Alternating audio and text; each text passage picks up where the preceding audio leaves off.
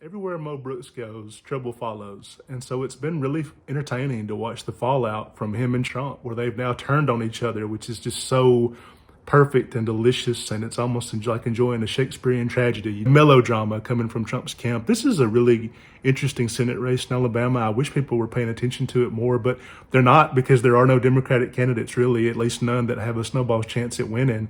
And so the national media is kind of tuned out, because it's like, well, if Mo Brooks gets it, or Michael Durant, or Katie Britt, it's just, who gives a shit? Just crazy, crazier and crazier. I mean, there's no real moderate in that race, and there's nobody who's just Roy Moore level nuts. But Mo Brooks is pretty close, because his mindset is really warped by the fact that most American assassinations or violence has always been right-wing people towards left-wing people. It's always been left-wing figures that mostly get assassinated. That's been true for about 100 years, where you have FDR got shot at, almost got assassinated before he took the White House. The mayor of Chicago died. Medgar Evers, countless civil rights activists, Martin Luther King Jr., JFK, RFK, Mark Kelly's wife, Gabby Giffords, was the congresswoman who got almost murdered by a right-wing nut who gave her permanent brain damage. And so I'm sure Mark Kelly gets a lot of death threats and things like that. Obama, they said, broke a record for the number of death threats that he got, which isn't really surprising, I guess. The Caesar Sayoc guy who mailed all those pipe bombs out trying to blow up half the Democratic Party, the Unabomber who mostly targeted left-wing people, Eric Rudolph who killed an abortion doctor and then tried to blow up the Olympics, the countless abortion doctors that have been killed. Most violence that's political is Timothy McVeigh. It's a right-wing nut that targets a left-wing target. And so the one time that's not true is there was a guy who tried to shoot up a baseball game at the Capitol, and Mo Brooks was there, and he got to pretend to be a hero. The guy didn't, he's a liberal shooter. He didn't kill anybody, really didn't get close. But Mo Brooks was there and got to look like a big hero. And I think in his mind, the Antifa threat that they all seem very concerned about is very literal and real, because he was at that baseball game. He does see left-wing violence, even in places where it's been really exaggerated, because it did affect him. He's one of the very few politicians on the right-wing side that it's ever really affected, okay? Most right-wing death threats, they come from other Republicans. The guy who was the governor of Massachusetts, Charlie Baker, a moderate Republican, he got death threats from right-wing Republicans, hardcore Republicans. They got him to not run for a third term and basically guarantee that a Democratic governor was going to take the place of Massachusetts, because they pushed him out of the race. He didn't love Trump, and he wanted some vaccine mandates and some things that they considered. They basically pushed him out of the race. And Mo Brooks is in that category of somebody who's extremely fanatical. January the 6th, he was up there trying to stir the mob to go take over Congress. He was Trump's main lackey in Congress. People forget this, but as the congressman from Huntsville area, which is very unusual because Huntsville's not insane. I mean, out of all the Alabama areas, Huntsville and Birmingham, sometimes Mobile, are usually the most moderate.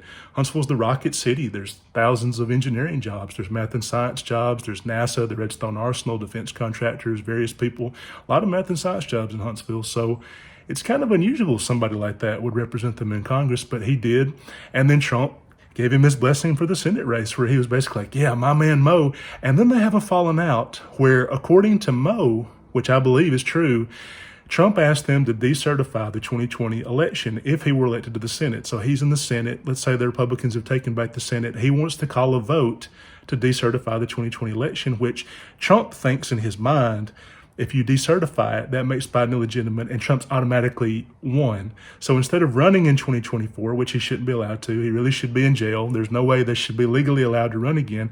But instead of waiting until 2024, he wants to be reelected now by getting Biden's votes thrown out. And he wants Mo Brooks to do it. Mo Brooks basically explained it was impossible, that it wouldn't happen, that even if he did it, there's just no way that he could get what he wants. And Trump pulls his endorsement. Other people say that it's because Mo Brooks' poll numbers are down. It's both probably true. It's both that Trump doesn't want to back a loser in a state where he's supposed to be God now. The only place he can really get a big crowd is in like Coleman, Alabama, some fucking cow pasture or whatever. He goes anywhere else, the crowds don't show up anymore.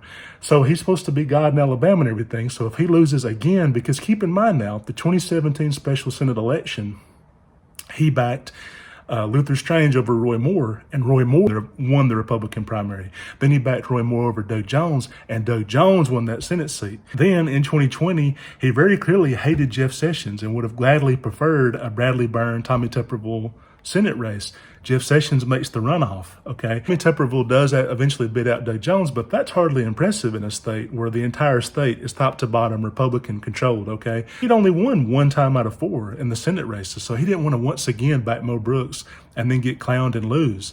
So then he pulls his endorsement. He hasn't endorsed Michael Durant or Katie Britt yet as of this posting because, again, he doesn't want to back somebody. Like, he backs Katie Britt and then Michael Durant beats her, and then he looks vulnerable in a state he's supposed to be God in. He comes out and says, oh, it's not because of I don't want to lose. It's because Mo Brooks is too woke.